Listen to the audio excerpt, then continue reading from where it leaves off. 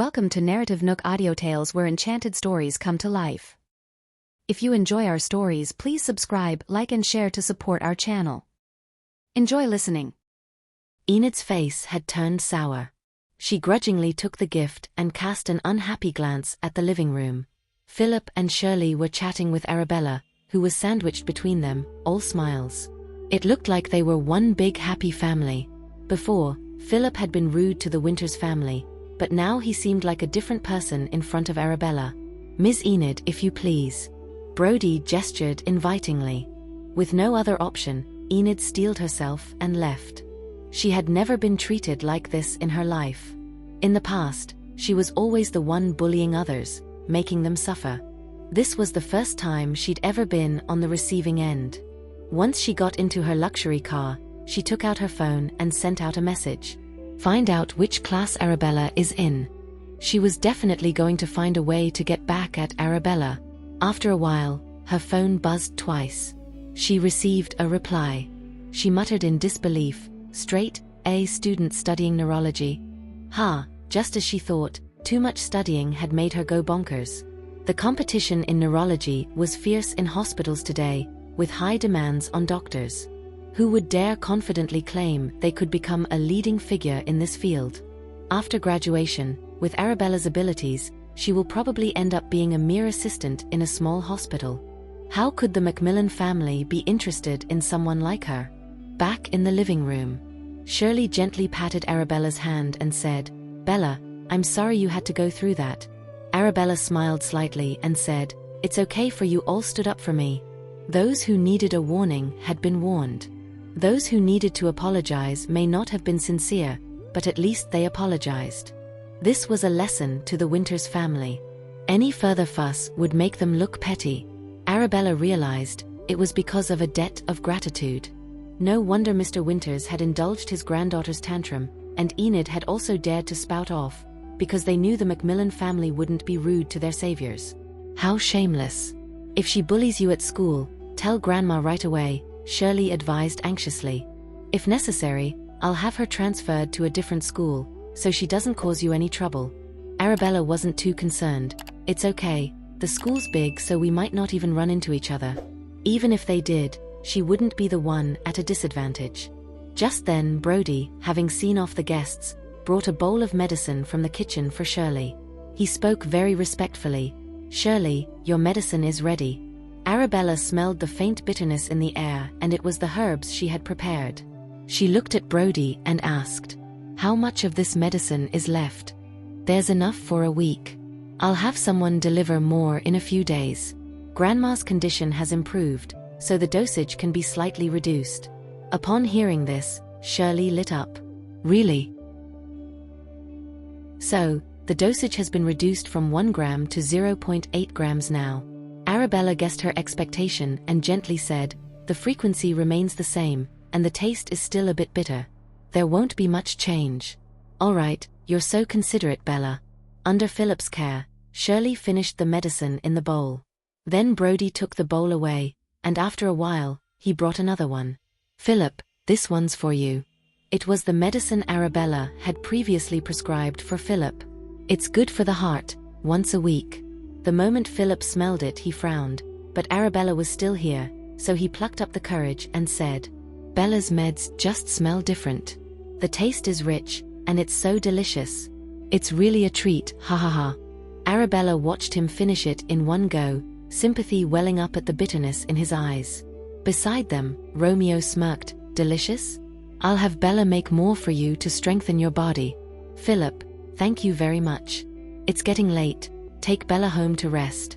Philip was afraid Bella might actually give him more meds, then that would be the end of him. Arabella knew Philip wanted them to leave and have their own time, so she smiled and said, "Well, Grandma and Grandpa, we'll be heading off now. We'll visit again when we have time." Romeo's eyes shifted, and his aura softened. She said, "We." Since when did she include him in her plans, saying "we've" more and more often? Bella means we'll visit again next time. Romeo emphasized the word "we" and reminded Philip, "Don't pour the medicine away. Don't badmouth me in front of Bella. I've never poured away any of Bella's medicine." "Really?" Romeo retorted. That plant looks like it was scorched to death. Philip followed his gaze to the 1-meter plant between the living room and the courtyard and stuttered. That time I didn't hold the bowl well, it spilled accidentally. Admitted it? It's all Brody's fault. The medicine he gave me was too hot, so I accidentally let go. Brody, it's your fault. Be careful next time. Brody, I've put up with too much over the years. Really, Bella, your medicine is so precious, so how could I pour it away? Every time I finish it, I want more. Romeo and Brody were at a loss for words. Arabella tried not to laugh. It's fine, as long as you didn't scold yourself. See, Bella cares about me. Romeo just set traps. Phew. Let's go quickly. We're heading off.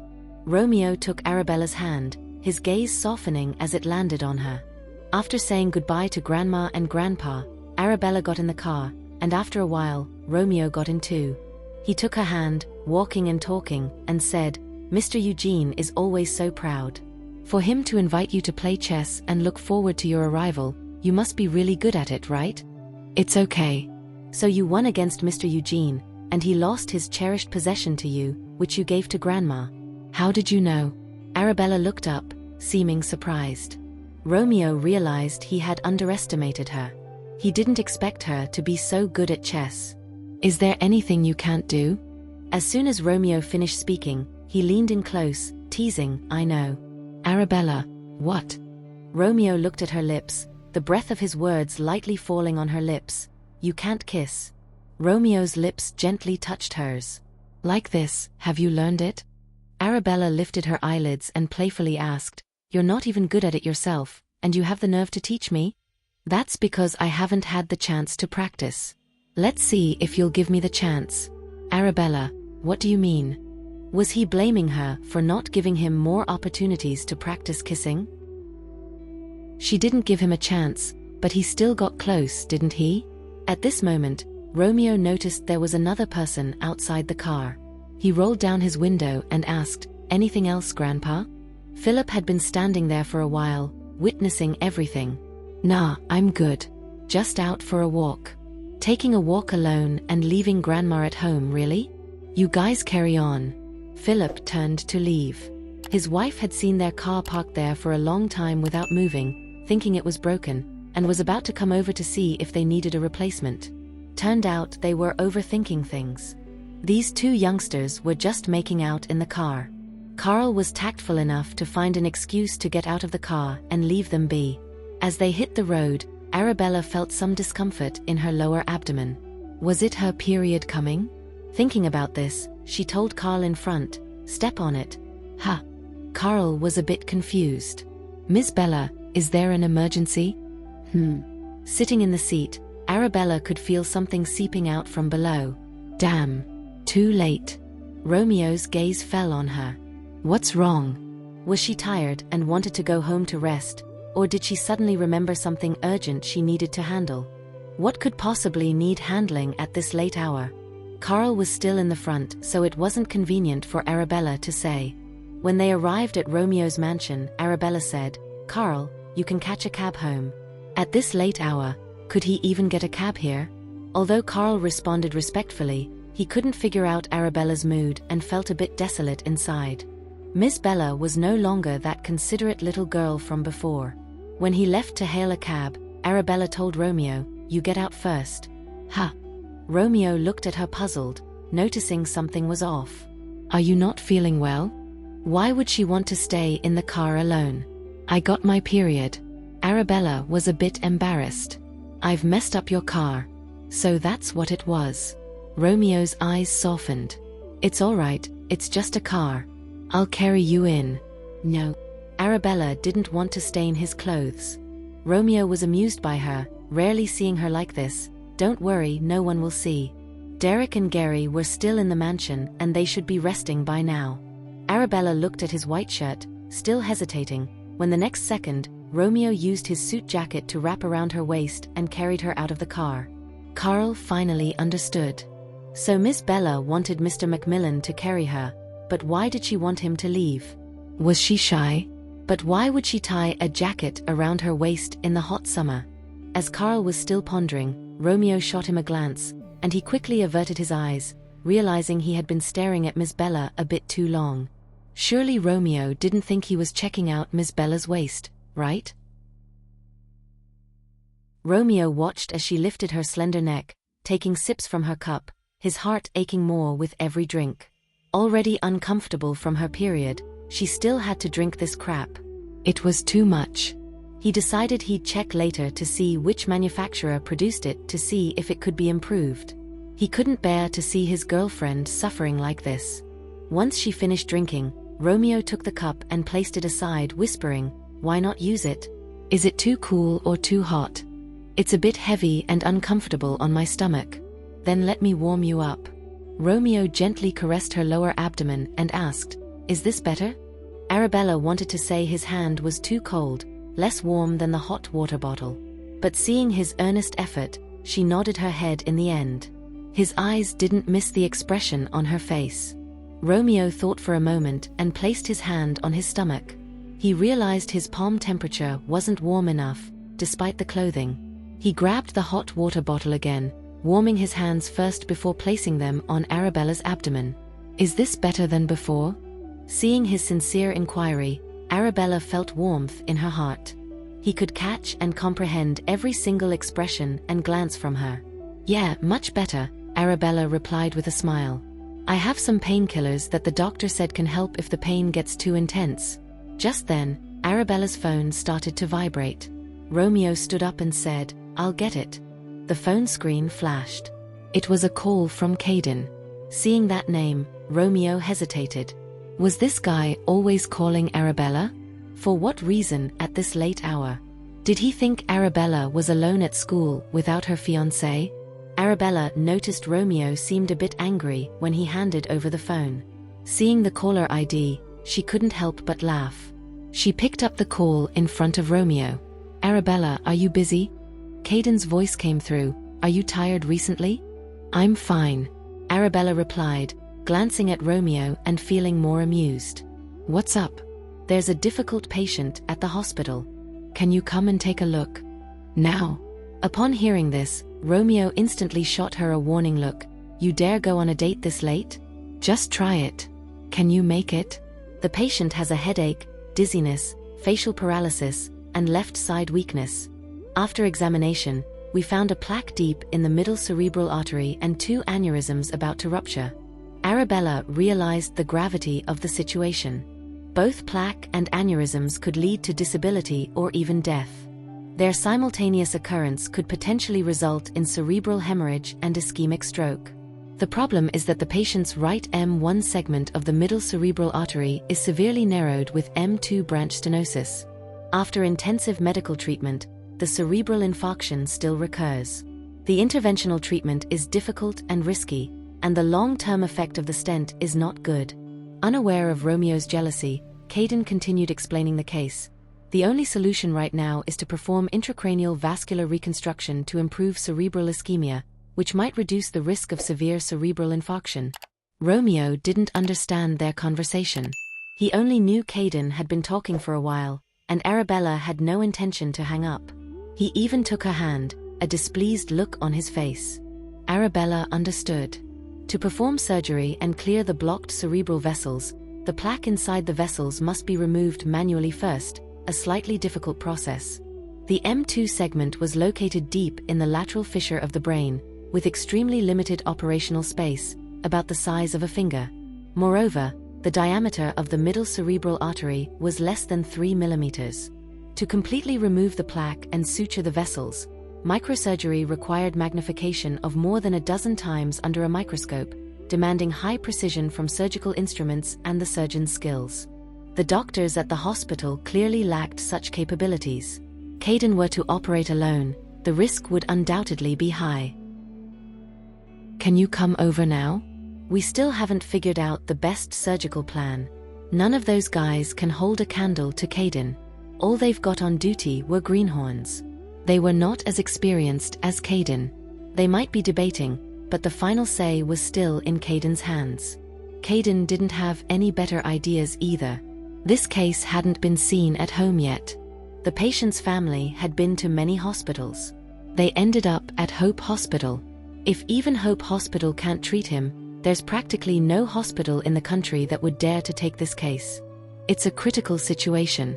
If he didn't have 100% assurance, he wouldn't be calling in the middle of the night, disturbing her rest. I'm on my way. As soon as Arabella said this, Romeo gave her fingers a squeeze, a look of jealousy and warning in his eyes. Arabella gently stroked his head, telling him to cut it out.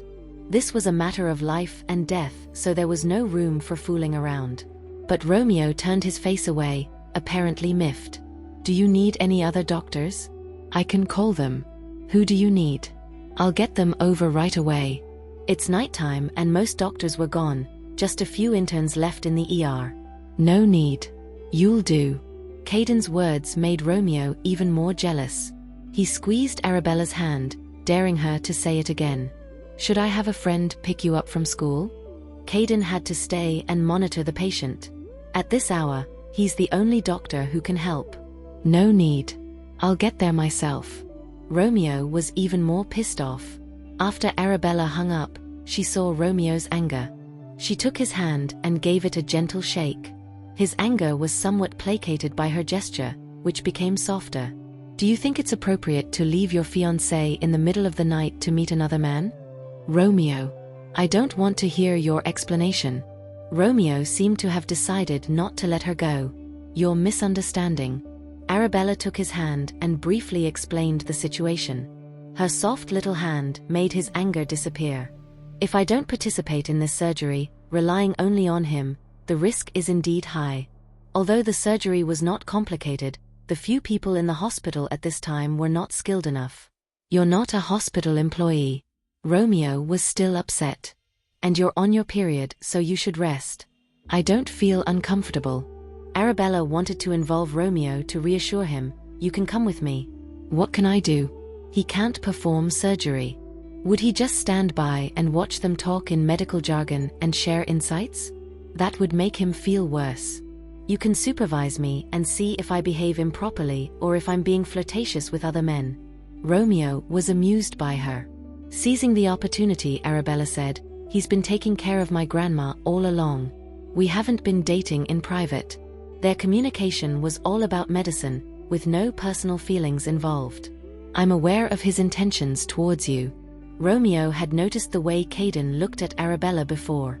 Those eyes clearly showed a love that he wanted to control but couldn't, mixed with restraint and pain. Who would dare compete with you for your fiancé? Arabella stood up, took his hand and said, Come on, go with me.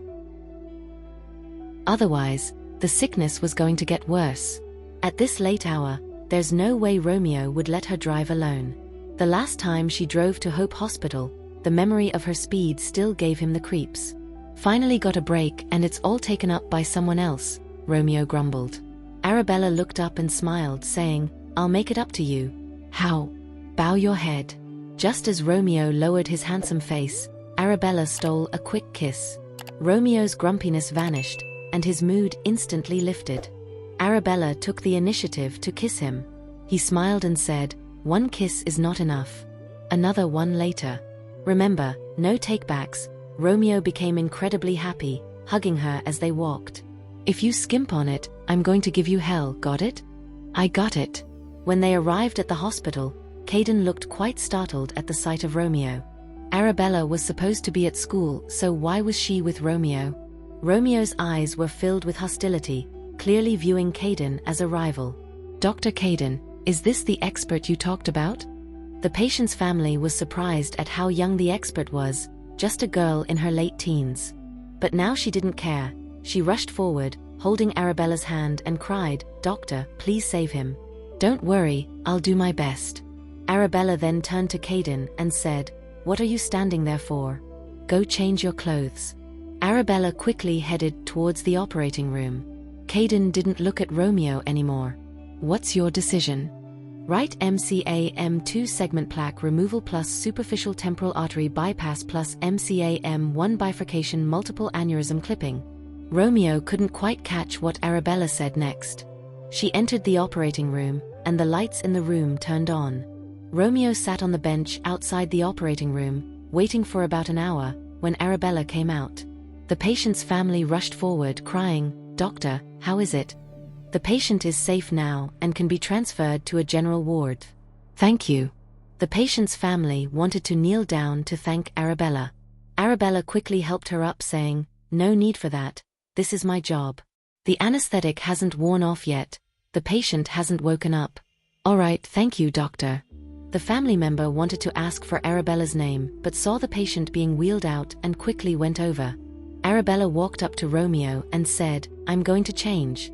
You've worked hard and I'll give you a massage in a bit." Arabella smiled at him and said, "I'm not tired." Caden also came out of the operating room, and after instructing his assistant about some basic conditions, his assistant wheeled the patient away. He locked eyes with Romeo from afar, but neither of them spoke. Arabella came out and saw Romeo standing there and thought he was spacing out. "We can go now." "All right." Romeo pulled her into his arms assertively and leaned down to give her a kiss. Arabella smiled and said, "Sorry to keep you waiting. I didn't wait long, I was just a bit hungry and wanting some perks." Arabella gently pushed him away. Caden watched their affectionate figures disappear from view, his eyes growing dim. Arabella's phone started buzzing as soon as she stepped foot in the hospital, and it was from Caden. "Arabella, have you left the hospital already? If not, can you swing by? Someone wants to meet you." Arabella was a bit confused. "Who?" "Some guy." From the Ministry of State Security of Solterra, Caden's voice seemed a tad tense. A bunch of questions popped up in Arabella's mind. The Ministry of State Security of Solterra was also known as the National Intelligence Agency, the country's top anti-espionage and political defense agency. But why would they want to see her in the middle of the night at a hospital? The guy you just saved works for the Ministry of State Security. Their boss wants to see you. Given the nature of their job, their identities were kept under wraps, so Arabella understood. "Okay, I'm on my way." After hanging up, she briefly explained to the man next to her, "They probably want to ask me about the patient. Wait for me in the car and I'll be back shortly." "All right, be careful. Call me immediately if something comes up." "Will do." Arabella headed upstairs, and Caden led the way. "He's in my office with a few guys." Worried she might be scared, Caden reassured her, "I'll be right outside. Holler if you need anything, and I'll come running." "Got it." Caden opened the door and closed it slowly after Arabella had stepped in, leaving them to their private conversation. Arabella was greeted by a strapping figure. "Sir, she's here." His subordinates all seemed serious and admirable, all young men. The man turned around, revealing a decisive and handsome face, radiating energy. "I performed the operation earlier. How can I assist?" Arabella broke the silence. Despite being in a room full of brave men, she didn't flinch. Instead, she seemed remarkably composed. The men were surprised to see a young girl standing before them, let alone one with such courage, fearless even in the face of their boss. She had a strong nerve.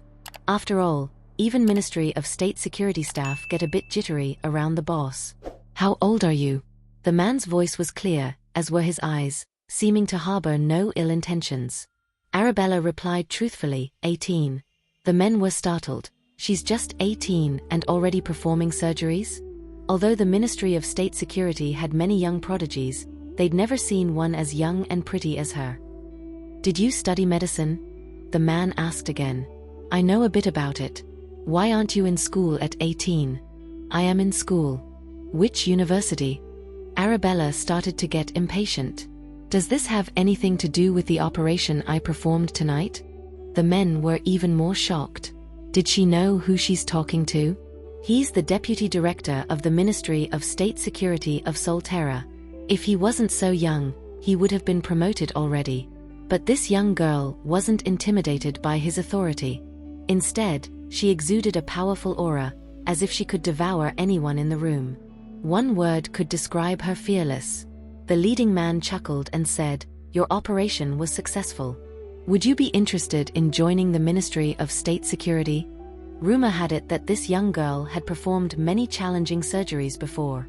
She was young, but her medical skills were unmatched. Agents of the Ministry of State Security kept their identities secret, and sometimes they got injured on special missions. Once, one of the spies got caught and was forced to swallow a newly developed poison by the enemy. He died a terrible death. The little girl's cover identity was that of a student, which concealed her true identity pretty well. She's a damn good doctor, a rare talent who could save many more agents in the Ministry of State Security if she could be recruited. Pay's not an issue, but you've got to keep it hush-hush, even from your own family. You can't spill the beans about your job. Getting an invitation from the Deputy Minister of the Ministry of State Security of Solterra himself isn't just luck. This little girl must have saved the galaxy in her past life or something. Just when the subordinates thought she'd be falling over herself with gratitude and agreeing right away, Arabella spoke. "Sorry, I don't have the time." The subordinates were flabbergasted. The little girl actually turned it down? She said she didn't have time? What on earth could a little girl be so busy with? "May I ask if you have other plans?" The man continued to ask, his tone quite respectful. Arabella replied nonchalantly, "I gotta go to school, so I'm too busy." Mainly because she had a lot of work to do and a man to take care of. The subordinates' eyes nearly popped out of their heads. Was she pulling their leg? The Deputy Minister of the Ministry of State Security offered her an olive branch, and she wanted to go to school? Joining the Ministry of State Security won't affect your schooling. You'll have to find a job after graduation. What job could possibly be better than the Ministry of State Security? This is a great honor to serve the country. You need to think it through. The subordinates tried to persuade her. Arabella nodded and said, I've thought it through. Sorry, but I can't join you guys." The subordinates exchanged glances, completely at a loss for words. Such a talented individual was not serving the country. What a shame. The leading man asked again, "So, what do you plan to do after graduation?" Arabella didn't hold back. "I plan to work in the medical field, but I want to help more than just a few people." To her, every research project and every direction she pursued was for the benefit of more people. The man didn't expect such grand ambitions from a little girl. He admired her even more. "What would it take for you to join the Ministry of State Security?" He was still trying to keep her. This was the first time in his entire life.